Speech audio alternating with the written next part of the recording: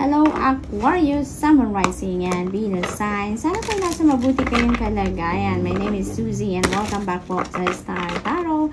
Ito po ang inyong weekly reading for September 10 to 16. At ito po ay para sa lahat ng Aquarius. Okay? And general reading po ito kaya hindi ito magra-resonate sa lahat. At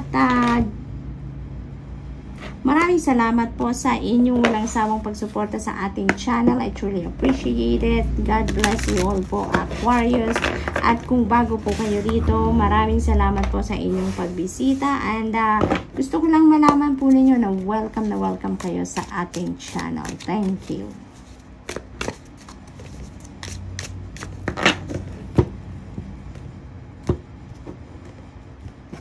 Sa paunang mensahe ni Aquarius, stuff. Ayan, you will be taken care of in difficult times. Ayan, so this is really beautiful. Ibig sabihin nito na you are so blessed, Aquarius. No, yung spirit realm ay laging nandyan to protect you, to guide you, to guard you. Ayan, so pinapaalam sa inyo na you will be taken care of in difficult times, kaya wala kayong dapat ipag-alala. Okay? You have spiritual guidance, spiritual protection.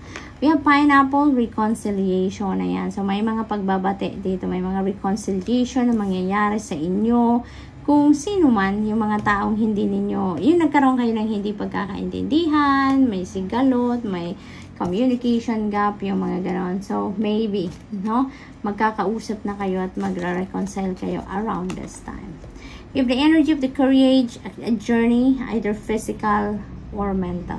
Ayan. So, maaaring pag-iisip, maaaring marami kayong iniisip, maraming gumugulo siguro sa isip ninyo, marami kayong pinagkakaabalahan ngayon, ano? Marami kayong dinidiskarte, marami kayong bagay na pinag-iisipan dito, kaya malayo ang nararating ng isip niyo. Maari din na that is physical travel, no, yung biyahe talaga, maaring ganun din. But maliit lang yung courage kasi kaya maaring lang yan, short journey lang, maaring domestic lang yan, or maaring kalapit bayan lang, kalapit city, kalapit province, maaring may bibisitahin lang kayong kamag-anak, maaring ganun, no, basta na lang yan. Maaring local travel lang yan. So, mag-iingat na lang po kayo sa inyong pagbabiyahe. We have launching your journey. Ayan, so, may travel talaga. I am an intrepid traveler sailing forth into the universe. Ayan, so definitely may travel. But ito, pang international travel. Ito, pang dito lang, pang maliit lang, pang malapit lang. Ito naman pang bongga. So, maaring related lang ito sa business travel. Maaring business travel ito, business related travel, or maybe vacation lang ito. Kasi, konti lang yung bit-bit niya, no? Konti lang. So, maaring lang to, short trip lang din ang ganap dito for some of you. So, mag-iingat po kayo sa inyong pagbabiyahe. Maring pa siya lang talaga dyan. So, planting seeds of grace are being planted in the fertile soil of my soul. Ayan. So, nito, spring season, no? Para sa iba sa inyo dito, Aquarius. Ngayon yung panahon para magtanim kayo ng seeds, no? And depende yung itatanim ninyong seeds ngayon, depende sa kung anong klaseng fruit ang gusto ninyong i-harvest, no, at the end of the day. Kaya ngayon, yung parang binibigyan kayo ng pagkakataon ngayon na mag-isip kayo kung ano talaga yung pangarap ninyo. What are your heart desires, no? Ano talaga yung gusto ninyong ma-manifest sa buhay ninyo? Anong mga ine-invest ninyo? So that kung alam nyo na kung anong klaseng future ang makita ninyo sa 3D reality ninyo, that will be your basis kung anong klaseng seeds ang itatanim ninyo sa ngayon, no? Kung anong sisimulan ninyong practical steps that can support you para makalapit kayo doon sa kung anong gusto ninyong makita sa inyong 3D reality, no? We have breaking barriers. I am expanding beyond limitations into joy and freedom. Ayan. So, parang ano, ang iba sa inyo dito, parang may success, no? In a sense, parang magsasucceed kayo ngayon sa solve siguro ng mga difficult situations ninyo. Maaring may mga situations dito na talaga namang mahahanap na ninyo ang breakthrough at you would be able to break the barriers na, no? At magiging masaya na kayo, mamumuhay na kayo ng malaya, yung mga ganun ba. You will be able to liberate yourself now from those challenging situations na pinagdaanan ninyo recently, no? So, yun ang ganap. What else? Ay, pasensya na po. Ba't siya nagagalaw? We have, don't let pride get in your way. Ayan. Wag na. No? Aquarius, hindi naman nakakatulong sa atin ang pride na yan. No? Bagkus, nakakasira yan ng diskarte, lalong-lalo na ng mga relationship, no? Kasi yung pride na yan, parang anay din yan, sumisira din yan ng bahay, sumisira din yan ng relationship, kaya wag na nating hayaan, no? If you feel like pride is getting in your way, sikapin nyo na magawa na ninyo ng paraan na matanggal ang pride na yan sa isip ninyo, sa damdamin ninyo, because truly, it's not gonna help you in a positive way. Okay? So, what else? You're very close to achieving your goal. Ayan, see? This is really beautiful. Kasi, ibig sabihin na talagang palapit na kayo, no? Parang yung, di ba, magpa-plant pa lang kayo ng seeds, tapos you're very close to achieving your goal dito. So, parang mabilis lang ang ganap dito, Aquarius. Maaring kung ano yung goal ninyo, kung ano yung gusto ninyong makita sa inyong 3D reality, you know, parang ngayon, binibigyan kayo ng pagkakataon, diba, na mag-plant kayo ng seeds. Yung parang, okay, kung gusto ninyong maging teacher in the future, anong gagawin ninyo ngayon? Hindi mag-aaral kayo, diba, ng education. Mag-education major kayo, yung mga ganon, diba? So, you know what you're going to take, no, as the first step, yung ganon. So, that is what you're going to so, that is the seed that you're going to start to plant sa ngayon, diba? Mag-aaral kayo para makagraduate kayo, maging teacher kayo, yung ganon. So, you're very close to achieving your goal. So, parang ano to, Aquarius, parang isang kembot na lang. Yun ang napipick up dito, no? Parang isang kembot na lang, makukuha nyo na kung ano man yung goal ninyo, no? Parang ano to, everything is running smoothly. Kaya parang may warning na sa inyo ngayon na maghanda ka na, Aquarius, kasi napakalapit mo na sa pag-achieve ng iyong mga goals sa buhay ngayon. Okay? So parang ganun. Parang this is a heads up for you na get ready, Aquarius. No? Maghanda ka na sa pagse-celebrate kasi malapit mo nang makamit ang iyong mga goals.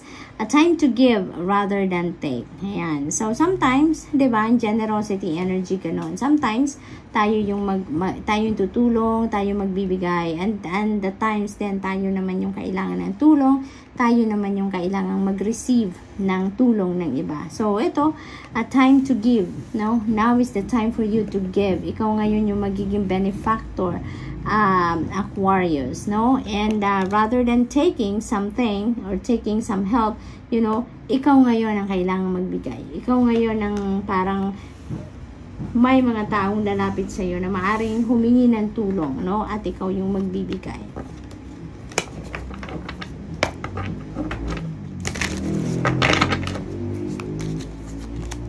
So, we have 5 of Cups. Ayan. So, this is about sadness. You know, this is about sadness. This is about regret.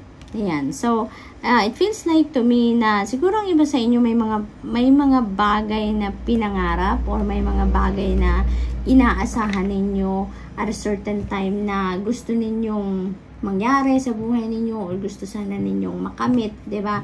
Pero hindi nangyari. Maaring gano'n. And this is just a reminder for you, no, Aquarius, na don't dwell on the things that you don't have or don't dwell anymore on the things that is lacking sa buhay mo. And instead, focus on the things that you have already, no? Kung ano ang meron ka, doon ka na lang mag-focus. Huwag ka na lang mag-focus doon sa kung ano ang wala ka or yung mga nawala sa'yo or hindi dumating sa'yo, no? So, yun ang advice sa inyo ng 5 of Cups energy sa ngayon. We also have the Empress energy. Ayan. So, this is a creation energy, Aquarius. So, meron talaga ditong new beginning na mangyayari. Cultivating, no? Meron ka ditong mga ginawa na before then na you continue to cultivate that, and ngayon maaring mag-ano ka na din, umani ka na din, no? In a sense, mag-aani ka na din ng bunga, 'di ba? Kasi nandito you're very close to achieving your goal. So, yun ang na-pick up ko dyan. And, maari din ang iba sa inyo dito is going to begin something like bagong trabaho siguro, bagong source of income, or additional source of income, or maaaring business venture or any other business opportunity, career opportunity that is going to bring forth success, prosperity, and abundance sa buhay ninyo. Kasi si Empress energy po, very abundant and prosperous energy. Yun ang dala niya sa atin, sa inyo, Aquarius, no? Yun ang dala niyang energy sa inyo. Ang maging prosperous and abundant kayo around this time, no? So, feels like may mga opportunity dito na parating sa inyo, no? Na yun ang maghahatid ng prosperity and abundance sa inyo. Maari din ang iba sa inyo dito is starting a family, no? Maaring you are welcoming a new baby sa pamilya, ganun din, no? Maari din na because Empress energy is also a very nurturing energy, so maari din na nag-aalaga kayo ng mga bata dito, or elders, or parents ninyo na meron kayong inaalagaan sa ngayon. So maaring yun din ang focus ninyo at the same time, taking care of your family, and at the same time, maaaring nagtatrabaho din kayo sa labas ng bahay, part-time, no? So, yan ang aking napipick up dyan. We also have the Tower energy, sudden change is coming sa buhay ninyo, no? Aquarius, maraming pagbabago. Maraming pagbabago ang mangyayari dito. May travel kayo, may mga development kayo in terms of your spiritual side with the breaking barriers dyan. Maraming pagbabago ang magaganap dito, and some of them, Aquarius, are going to happen talaga bigla-bigla. It's going to be in a fast pace. Kaya maaring magulat kayo, maaring hindi ninyo sukat akalain na agad-agad lipat agad kayo ng trabaho, agad-agad lilipat agad kayo ng titirahan. Maaring magulat kayo na agad-agad ay malipat kayo ng opisina, yung mga ganun ba, no? So, it could be in any area of life din, Aquarius, no?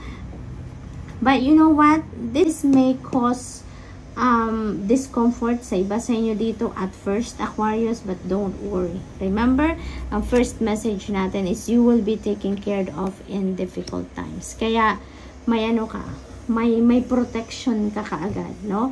Kahit may mga pagbabago dito, mga surprising events na mangyayari sa buhay ninyo, spiritually guided ka, spiritually protected ka, Aquarius. So, kapit lang, laban lang. This is for your highest good. Okay? So, that's all I have for you for today. I hope nakatulong ang mga mensaheng ito in some way. Thank you for watching. Love and light. Namaste.